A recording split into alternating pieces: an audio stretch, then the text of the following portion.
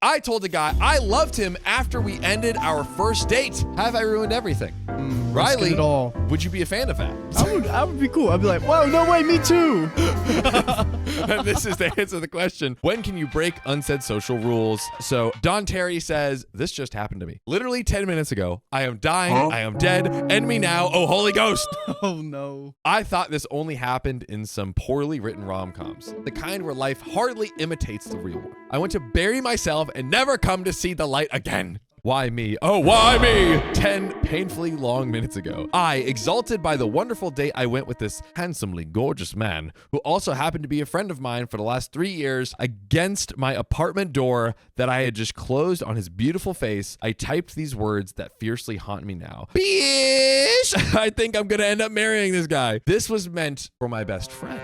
Okay. The only other soul I could muster to express my vulnerable feelings. I sent this deeply poetic text to him instead. No! Oh my gosh. Now that's embarrassing, but I feel like you can kind of tell she's like being like, obviously she's like super excited, but also there's a hint of jokingness. Yeah. You know? So, I mean, it is embarrassing. It is embarrassing for sure. But if I get that text, I'm going to be like, LOL. Right? I'm going to be more attracted to this person. Yeah, like it could kind of come out as a win, right? Yeah. But if you're being weird in that weird stage of life where you're like, I want to be with people that's like not really into me, but kind of into me, and I don't really want their hand to be shown to me, and I kind of want to be in this mysterious place, then they're going to be like, hell no. But if they're like a lover boy, it'll be like, oh, good. That's true. Do you think there is a void big enough in this planet to hold all my misery? Oh my all God. the embarrassment? Do you think I can make a pact with the devil to turn back time? I would just need 10 minutes. That'd be really nice. Can I please die now? Like, literal and metaphorical death is the only relief I might know. I am currently in my library, sprawled across the floor, intently staring at the ceiling. Man, I think I will be here forever. And we do have an update and relevant comments and all that. The worst that's going to happen is she doesn't get a second date. Yeah, that's the worst that can happen. And I honestly feel like you could play this into, I actually could see guys using this as like a technique. Like, oh my gosh, I thought I sent that to my best buddy. I'm so sorry. You know what I mean? Trying to be slick with it? Yeah, trying to be slick with it. Oh, boy. I feel like this move, even though it was actually an accident, could end up being a win for her. But, ladies and gentlemen, there is more. Are we ready? I'm so ready. Bish! I owe you an update. That is clever. Good news, there's only so much staring at the ceiling one can do before pure boredom kicks in, and the realization that the desire to scream F, F, F at the top of your lungs will most likely not last for an eternity. Bad news, you guys did me dirty by blasting my still fresh embarrassment to the front page and apparently on a famous Portuguese radio show this morning. Cool. Dude, this is one of my favorite writers on the show of all time. This is hilarious. On to the meaty love update. Once I realized the text blunder, I quickly texted him that it was not meant for him with a crying emoji just for good measure. Sweet man that he is. He responded immediately to let me know that he doesn't read texts that aren't for him, winky face. Ooh. I subsequently asked for permission to die. He said, please don't. Kissing emoji. Not the emoji. That's my kiss me, because it's like all the way to the side. Yeah. That was good. Thank you. This morning, he texted me about some travel plans we have down the line. Bless this handsome man. The gods are cruel, but not that cruel. This is where I should clarify that the original post was probably a tad hyperbolic. A tad? A smidgen? Just like the text, go figure. I slept well last night, and I also laughed. At myself, the blunder, and just the ridiculous timing. What also got imprinted on me was the exact moment I wrote and sent the text. The moment he leaned and kissed me goodnight, I, looking at him as I closed my apartment door, locking it, and once turning around and heavily sighing and smiling, key still in hand. Let me make sure. Ooh. I understand what she said. The moment he leaned in and kissed me goodnight, I looked at him as I closed my apartment door, locking it once, turning the keys, heavy sighing, smiling, keys in hand. So did she close the door in his face as he was going in for? No. Here's what happens. Post kiss. Yes. Have you ever seen Hitch? No. Okay, so in Hitch, Will Smith is talking to, what's the guy's name? Kevin James or whatever. Paul Blart? No, Kevin James is in it. Okay. And Will Smith is telling him, hey, this is how like you kiss a girl. So the girl will go to her apartment door, she'll fidget her keys like, and then Buying she'll like, time. and then what you do, you be the guy, I'll be the girl. Yeah. You go in 90% and I go in 10. That's 100%. And then he slaps him. But that's what I think happened. And then they kissed. And then she went in and she was like, oh my gosh. And she closed the door and she's like, beautiful. Yeah. Okay, bet. So 2 weeks ago, he had proposed going on a walk in the park. Oh. Got you. I had an inkling somehow that after knowing each other for 3 years, he was going to finally, perhaps, become vulnerable and share a few things. I had been in a serious relationship when we met. Oh. And what I know now to be out of respect and my ironclad boundaries, he never made any advances. But I am single now. And at the park, sitting there together, he looked at me and said he had feelings for me. Oh. Long time, 3-year long feelings. Oh, those are long. My man's got the longest feelings you've ever seen. And right there at Prospect Park on a clear night, under some 35 visible stars, we counted, he kissed me. Last night, it was my turn to be vulnerable, even if accidentally. For once, I think I understand Ted. He was always the guy I wanted to throw my shoe at whenever his ridiculous face showed up on the screen, which was a lot. Oh. Does she mean like the teddy bear Ted? Or No. Ted, How I Met Your Mother? Yeah, that one. That's funny. As for the library, I'm not Jane Austen. Oh yeah, I was gonna say that too. It's like she has a library in her house. Like that's great because she's like, oh, I got into my library and sprawled on the floor, just like dying. Oh, I thought she was in college. Oh, maybe. Let's see. That's what I thought when she said library. I'm not Jane Austen, but I am a New Yorker, and the luxury of ample space is not something I recognize. My dream as a child refugee growing up in deep poverty was to have a dedicated place for all the books I could buy when I grow up and have the money. Here's a picture of my library nook that I built through vintage thrifting, DIY projects, and patience, the library. That's it, folks. That's the update. I might prefer this life over any rom-com. So it kind of sounds like she built a library in a little nook of her thing. But you thought the story was over. You freaking thought. Guys, we have more relevant comments and another update. Okay. So OP expounds on the library. You guys, it's not a literal library. It's a corner of my apartment turned into a library nook. Also, for what it's worth, this is an embarrassing story that just literally happened to me. But believe me, as a refugee who suffered through deep poverty from early childhood, I'm well aware of all of the hardships existing out there. Now, let me go back to staring at the ceiling. Nice. Just Amy says, you just ruined my mental picture in a dramatic swoon across a plush tapestry on the floor of a dusty Victorian library. Cheeks flushed with the back of your hand across your forehead. Wow, I literally predicted that. I did not read that ahead. Muttering things like, woe is me, and really, I am vexed. Lady K, 14. Bro, chill on the freaking Bridgerton. Listen, my dude. Dude, women, does your girl watch Bridgerton? Probably. She don't talk about it. Dude, she doesn't. She doesn't. If you watch if you're a woman that watches Bridgerton, you live it. You live it. Did you see Sophia's birthday party? I did. Yeah, I was there. Bridgerton. Okay. Bridgerton. You don't understand. I didn't know you were like that, bro. No. It's I didn't not know me. You fucked with it like that. It's not me. It's women, dude. Lady K1487 says, make it into a joke. Bring up that that's what they saw in those rom-coms and honestly just make it a laughable experience for both. Example, bish, I think I'm going to end up marrying this guy, says every girl in a rom-com. Make it into a quotable. I don't know how to explain it, but I'm the type of person that can turn my F up into a joke, which was like, in line with what we were saying earlier. OP, I'm probably going to greet him with a chirpy, hi, husband, next time I see him. Gotta love it. Tweetard1968 says, you can only refer to him as bish from here on out. Facts. You know what? I agree. And guys, we have another update, and it's 4 years later. Oh, 4 years? 4 years. Get ready. Did he like stalk her? You know, it's not looking good. I'm not even. Okay. Let's get into it. 3 years after I mistakenly pressed send, texting this gorgeous specimen of a guy, I would marry him seconds after ending our first date, key still in hand as I struggled to both text and lock the door, and subsequently sprawled across my library, wishing for the floor to engulf me. I did end up marrying this man. You did it. What? You did it. What? Yes. The amount of people I was like, oh my gosh, I'm going to marry them. And then this actually happened. That's wild. What the frick? I am dying right now. No way no. This is fake. Out of all the stories, this one's not real. No.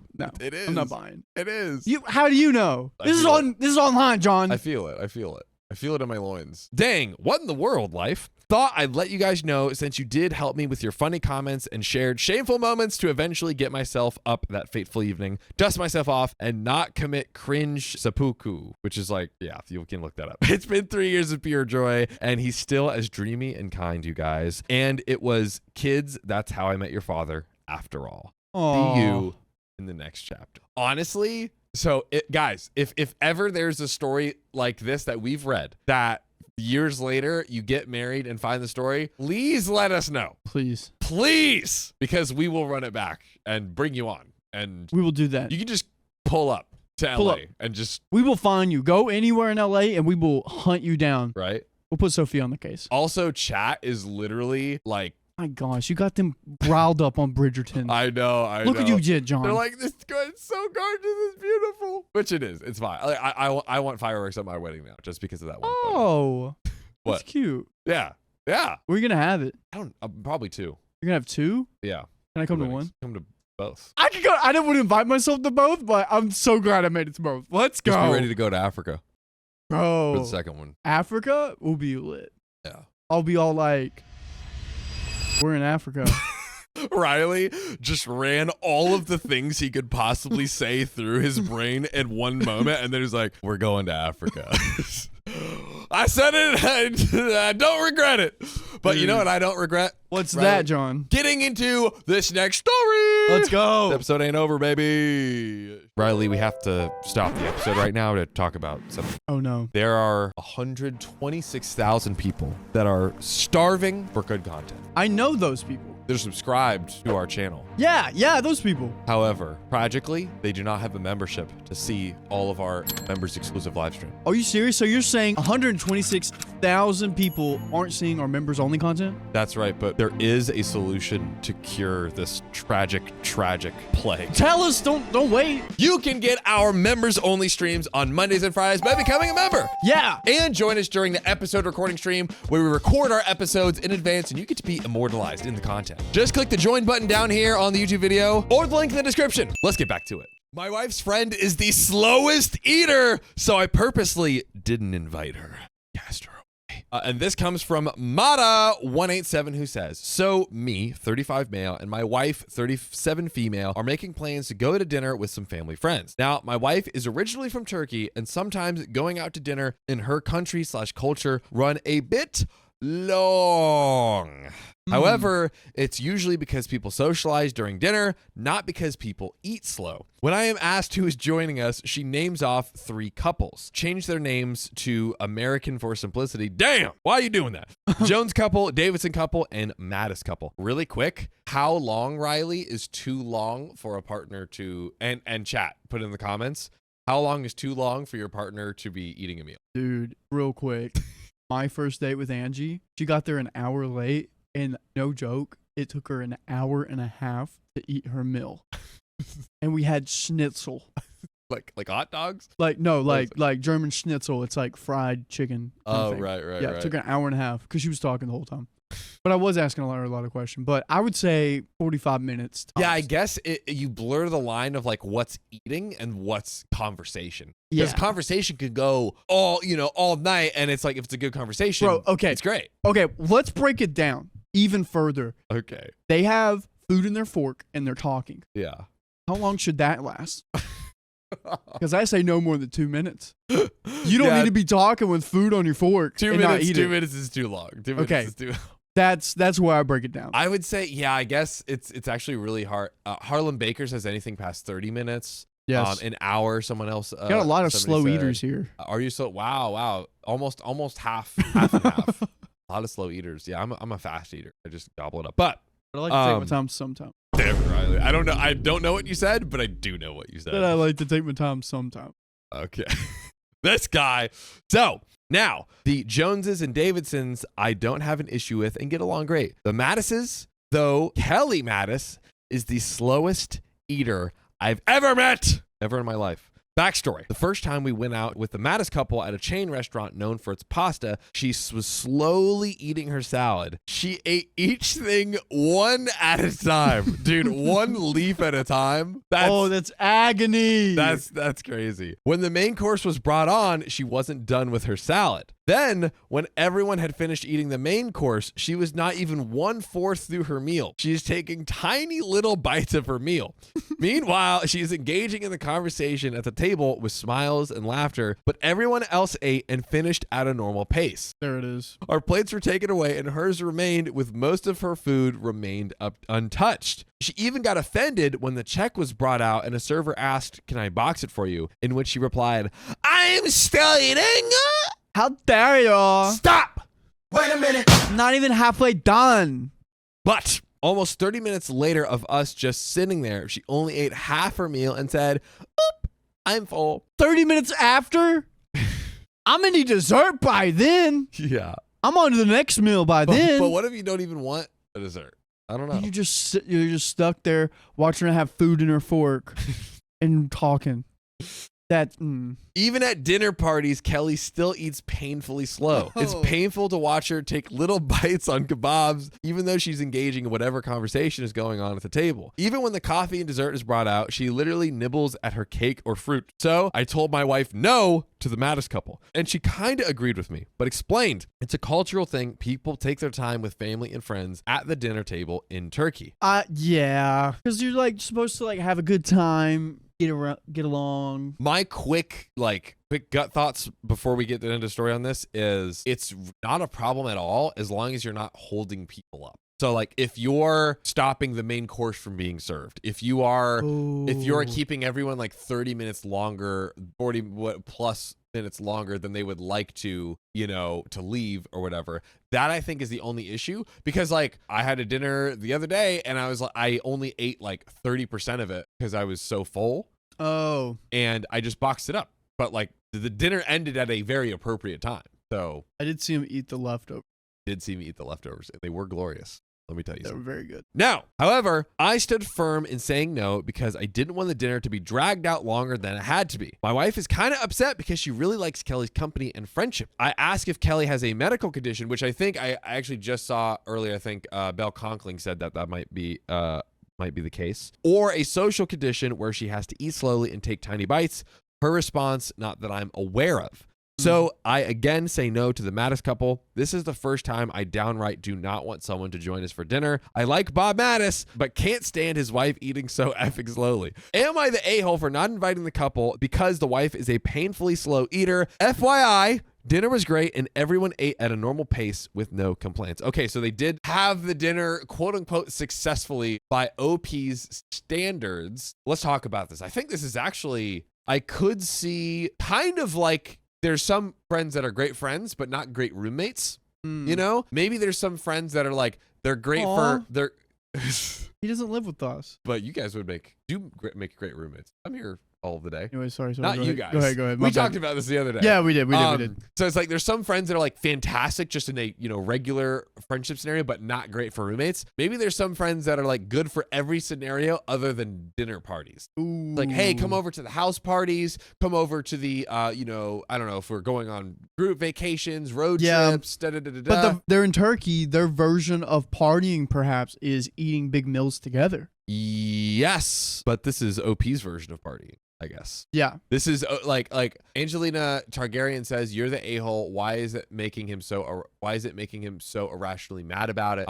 Definitely the a-hole. Poll right now is basically split, literally exactly split at this very second. Here's my things. Yeah. One, are they holding people up? Yes. And two, is there something happening afterwards? If there is no to both of those, you need to invite them. Be patient. Enjoy life. Yeah. Be bored a little bit. Come on. I think that like I was trying to think back. I don't know if I've ever had a dinner ever where someone is like I felt that it dragged on too long because someone we have been on a double date. I was speaking. I need to stop Dude, giving my Riley, girlfriend a hard why time. are you looking for beef when there's only love? She does it. It was just the first date. She ever since then she eats a lot and it's like kind of hot. Because I'm like, wow, I didn't know you could. Never mind. You could eat all that. But she does a good job. She does eat. But if she's into a conversation, she will go after it, and that's also cute too. Yeah, I don't know. I think I'd have to really see how egregious it is because like one thing he didn't specify was did the conversation flow naturally after the food was removed. I could see it being kind of an awkward scenario where it's like everyone has all of their plates cleared and then she's the only one still eating. But Riley knows this. I'm very pro eat what you want, like do your own move. Yes, he's very nice. I think I'll say you're the a-hole for now, but I am. Yeah, facts. Same. I'm honestly like chat. I'm pretty close to the fence, but to pick a side, I'll pick you're the a-hole. Like I think it's just I don't know. Bro, well, that to me, he is doing the PP dance whenever his wife and her friend are talking to one another. You know what I'm talking about, the PP dance? Yeah, it's like, oh, I want to talk or I want to get out of here. Yeah. That's true. Why are you not enjoying spending time with the friends? Facts. Maybe, dude. Maybe this is an ICU the chat conspiracy theory. Maybe he has some kind of vendetta against Kelly. Something is going on deeper in the surface. Ooh. Had an affair. Now he doesn't want to see her anymore. Hello? I'm just saying. Wake up. I'm just saying. And he's trying to get random internet strangers to back him up on his BS point. Yeah. So that way he can bring it back to his wife and be like, look, the reason why we need to cut her out of our lives. Meanwhile, she is a ticking time bomb to destroy his relationship. Wouldn't that also destroy hers? Because she's married. She wouldn't want to destroy her life either. Mutually assured destruction. Oh, okay. Crabs in the bucket. I got you. He gets so annoyed at OP, she just lets it bang. Imagine if that was the case and they're eating and every painful bite, she just stares at him like 30 minutes of silence with each nibble. Have you seen the scene in SpongeBob where Squidward takes the smallest bite possible of a Krabby Patty? That is her. You know what I'm talking about? That's what this is. Oh my God. I love it. But we have an update. Okay. Let's see if my conspiracy theory rings true. Backstory. My wife has a close and awesome friend, Kelly, who is an incredibly slow eater. When I mean slow, I mean slow. I first noticed this when we went out for pasta and we had all finished our food and she was only a fourth done. When the check came, the waiter asked if he can box up her food and Kelly said, I'm still eating. This wasn't the first, nor was it the last time. I asked my wife if she has a medical condition that forces her to eat slow and she said no. I then asked her husband, Bob, through text again and he said no. Okay, so I think that's pretty reasonable due diligence to see. Well, maybe she doesn't know, but at least helpful context nonetheless. Yeah. Bob mentioned that when they go out to eat with others, Kelly is too focused on people in the conversation and that she doesn't eat. So at home when they eat, he absolutely does not talk to her or even look at her, which forces Kelly to eat at a normal or regular pace. Wait a second. That's crazy. Dude, that is wild. Okay. There's a simple fix to this, my guy. Yeah. My girlfriend's a yapper. What you got to do, you just got to yap. That's what you got to do. Oh, this is funny. Quick, okay, story time. Last night, me and her were talking about something, and I was like, kind of like finishing up my point. She was about to do a point, and I look at her dead ass and go, no! And I like do this to her, and then I continue my point. Sometimes you just got to yap, and they'll eat. Like, it's simple as that. This is crazy. This is pretty wild. Like I feel like he's putting her in like a room, like in a box and being like, you can come out of it when you're done eating. Yeah. Like when they're at home and people are around, he has to put Post-it notes on her back saying, please don't talk to me. I'm eating. I'll talk to you later. Yeah, this is crazy. Oh my God. So then my wife started asking around her friends if they've noticed Kelly eating slowly. To our surprise, the response was no, at least not until that point. My wife makes plans for a group of 7 of us to go out for dinner, but told me to choose the place. It's mostly other women involved. I asked if Kelly and her husband were coming, and she confirmed that they were. So our party will be me, my wife, Kelly, Bob, and 3 other lady friends for dinner. I picked an all-you-can-eat, but you cook your own food Korean barbecue place. Fun. The catch, you only have a 2-hour time limit. Dude. Oh my gosh. I thought this would force Kelly to eat at a normal pace. Nope. Okay. This is where I'm like, I was kind of still on the fence. This is where I'm going way more into the territory of like, you're the a-hole. Yeah. Because you have a time limit. It's not affecting you. Like You can still leave. I could totally see if you stayed an hour longer than you would have preferred. Yeah. I mean, say that and you'll be like, excuse yourself and go home. But like, you have a 2-hour limit, which is very reasonable in my opinion, and you're still like freaking out about her eating slowly. It doesn't affect you anymore. It doesn't. This is in his favor, this meal. Yes.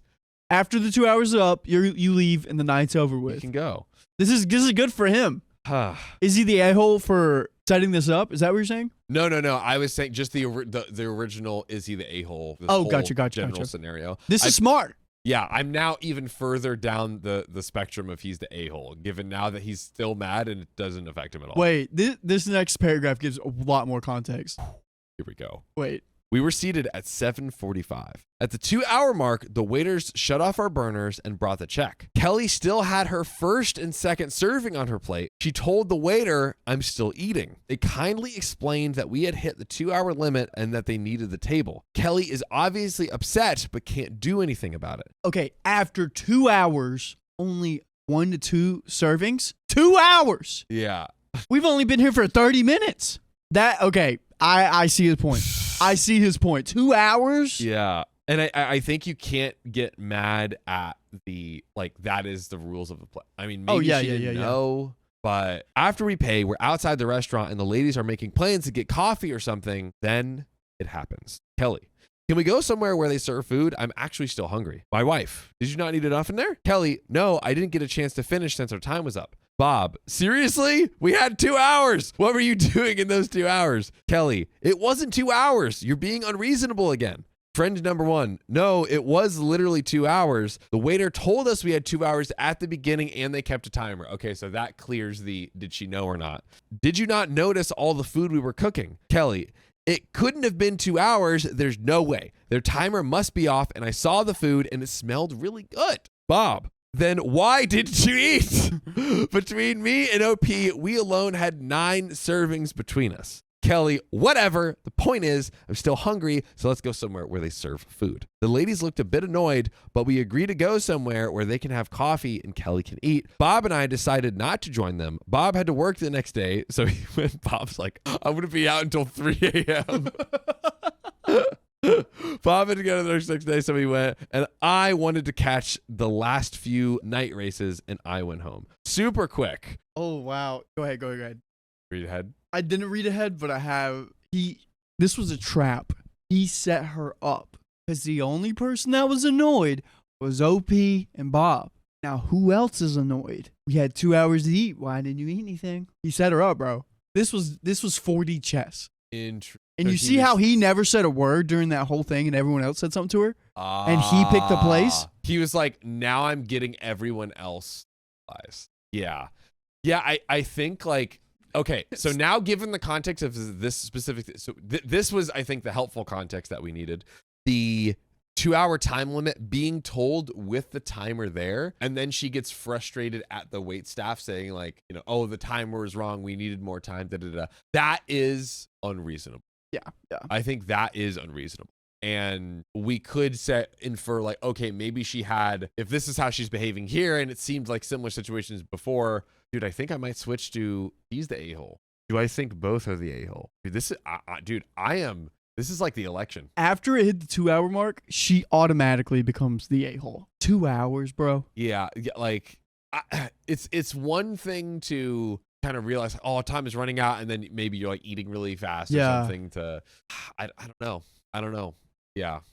I think at a minimum, I think they maybe were both the a-hole, but maybe OP is not the a-hole and she's the a-hole now. Dude, flip-flopping all over the place. This is a big flip-flop. This is big. But at around 1:30 a.m., my wife returned home and told me the events that happened. They went to a Middle Eastern lounge/restaurant, and the ladies ordered coffee and dessert, and Kelly ordered a meal. At 12:30, the ladies were ready to call it a night, and again, Kelly did not eat her entire meal. Once again, as we said earlier, keeping people from leaving. That's the thing. Now everyone began questioning Kelly and her eating habits. Being put on the spot and now overwhelmed, Kelly went outside to calm down. My wife followed her outside and tried to defuse the situation with Kelly, but she was very defensive. She tried to tell Kelly that it's not really a big deal, but people are now more aware and concerned of her eating habit since her husband, pointed it out and her husband, Bob, confirmed it. It didn't help, and Kelly called her husband and went off on him. My wife took Kelly home, but they didn't talk much. I think the damage has been done. Aww. Yeah, okay, so I think we've reached the end of the story. Yeah. Who's the a-hole? I think that just the way like people are talking about like, oh, it's her I don't know, her eating habits. It's not about her eating habits. It's about her keeping people longer. That like she could easily say, oh, y'all go ahead if you're tired, no worries. I'm just gonna stay here, finish up my meal, and I'll be headed home afterwards. Everyone wins in that scenario. Yeah. Kelly gets to finish eating her meal. Everyone is able to go home when they want. They probably have even a little longer together, just like saying goodbye and whatnot. And so I think that the way how they were framing it about her eating habits, like her eating habits don't matter. It's her, being rude to the wait staff and like making people stay. It's the effects it has on other people. That's the issue, which is totally avoidable. And then I think, what? Talk to me. Okay, I'm looking at this dude's profile. Yeah. He's like, just like on Reddit rating boobs.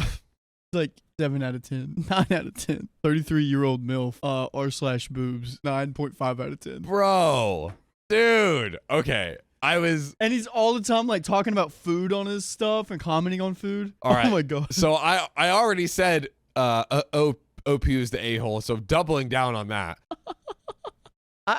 Kelly. I could be wrong. This isn't his username, but I looked at the original post and this is what he has. Well, he has a hobby. That's crazy. That is wild. Sorry, go ahead. Yeah, basically to summarize, I think everyone's the a-hole here. Yeah. I think that like the way that they approached it was, wow, right now poll says Kelly is the only a-hole. Barely. Wow. Only 8% think that OP is the lone a-hole here. Yeah, I think it's everyone. Yeah. I think everyone made an a-hole move here. What would you do? Someone's out. So you go to dinner, the 2 hours expires, you go out to coffee, he orders the meal, you're trying to leave, it's 12:30. Mm-hmm. What do you do? I think OP's wife has done a good job of trying to figure out what's going on and just kind of talk her down, be like, hey, I noticed that this is an eating habit or disorder. I want to figure this out with you. And she is clearly defensive. I think Kelly just needs to like figure this out in a way. Yeah, honestly, I don't even think she needs to talk about the eating at all because I think it's ultimately irrelevant. I think she should just say like, hey, I'm gonna get the people off of your back for eating, but I think it would be good if everyone's able to like go home if they're tired. Yeah, and maybe Kelly. I wish we could see a conversation with Kelly. Yeah. And just kind of see, is she talking a lot or is she kind of like just enthralled by the conversation? Because if she's talking a lot, maybe she needs to let other people talk and maybe eat before she gets there. These are just solutions. Yeah. I don't know. Yeah. I think kind of just let people do what they want. Like as long, like OP needs to let Kelly eat how she wants to eat. It has no bearing on him. But at the same token, Kelly cannot, get frustrated with wait staff for things like the 2-hour limit that was already explained. She can't get mad at the friends for wanting to leave early, even though she hasn't finished yet. Gabrielle Morissette, thanks for the $2 says, let her know I don't look at the time when it's fun. So like let her know when it feels like you're overstaying the welcome and when time is flying by and it feels like basically when you're having fun, nobody notices the time. But when someone says, hey, I'm ready to go, you let them go. Yeah. I think that's it. Also, my mom just joined as soon as I started talking about that dude written boobs. Beautiful timing. Gotta love it. Mama Wilson's in the chat, ladies and gentlemen. There we go. I think that's it. That's a good. I feel good about that. Yeah, I do too. You know I feel really good about? What? You keep reading to me. Oh, let's do it. So here we go. I aired my mom's dirty laundry at her dad's funeral. Best place to do it. Well, we can't be too mad. You want to know why, Riley? Why is that? This comes from r/okstorytime. One of our own? One of our very own, ladies and gentlemen. Whoa, what if one of our own has a story and they want to share it? Where do they go? r/okstorytime on Reddit. We want to literally read so many stories from there. Every single one. We want every single episode to be r/okstorytime. Make it happen. What we want. So send it in. And this comes from Miss Take, who I think we might have read from before. I feel really? I feel like I might remember that. Check it out. Very good handle, but I digress. I, 28 female, haven't spoken to my mother, 55-ish female, in probably 8 years. My sister, 34 female, and I moved out when we were 13 and 6, respectively. Oh. Because our mother could never make an effort to be on her own and ritualistically dated toxic men.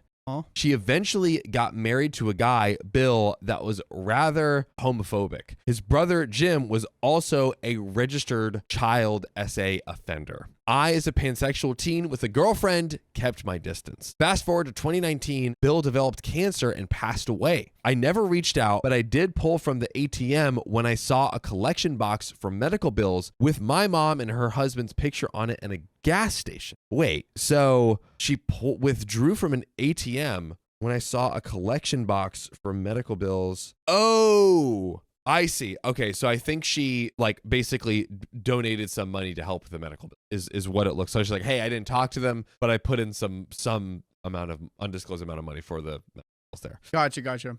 Within the year, I was informed my mother had started dating her deceased husband's offender brother, Jim. Ah, yes, the one who has the pedo stuff. Fast forward again to 2022. My grandfather passed away on the 4th of July. God bless America. What? We didn't have a traditional funeral as my family is very blue collar and our gatherings have always been picnics and bonfires. Ew.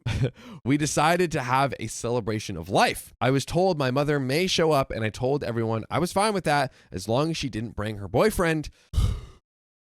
Big sigh of exasperation.